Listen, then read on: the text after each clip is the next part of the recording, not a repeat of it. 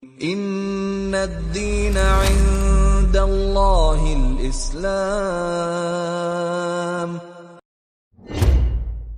Assalamualaikum warahmatullahi wabarakatuh. Alhamdulillah wassalatu wassalamu ala rasulillah. Taubat dan hijrah adalah kewajiban kita semua.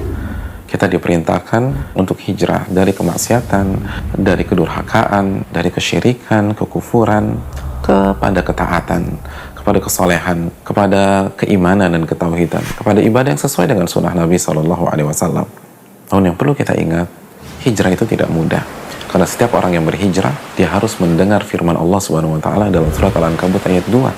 Ahasiban nas an yutraku an yaqulu amanna wa hum la yuftanun. Apakah manusia berpikir mereka akan dibiarkan begitu saja memproklamirkan iman mereka, taubat mereka, hijrah mereka, lalu mereka tidak diuji oleh Allah Subhanahu wa taala? Allah akan uji kita sehingga terbukti mana yang benar-benar hijrah dan mana yang KW dalam berhijrah.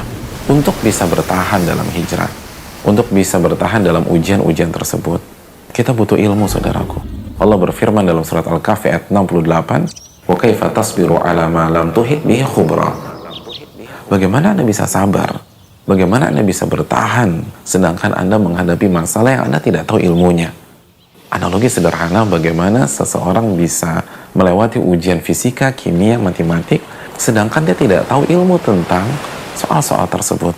Begitu juga dengan ujian kehidupan.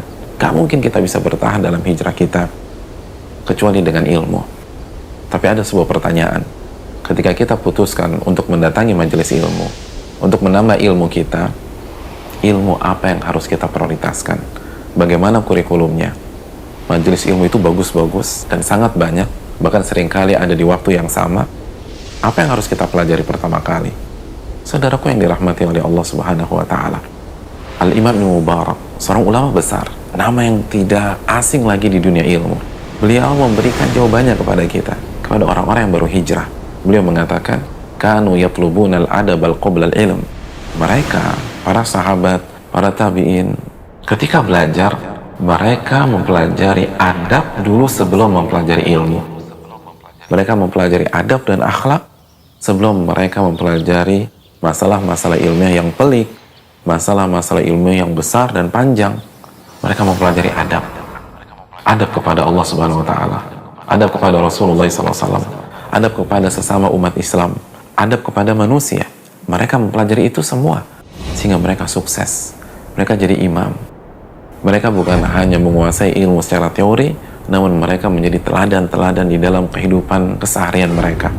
Di samping kita belajar ilmu akidah, kita belajar iman, kita belajar ibadah-ibadah wajib keseharian seperti sholat 5 waktu. Materi yang harus kita kedepankan, yang harus kita prioritaskan adalah adab sebagaimana yang dikedepankan dan diprioritaskan oleh para ulama-ulama kita dari sahabat, tabi'in, dan tabi'ut tabi'in. Assalamualaikum warahmatullahi wabarakatuh.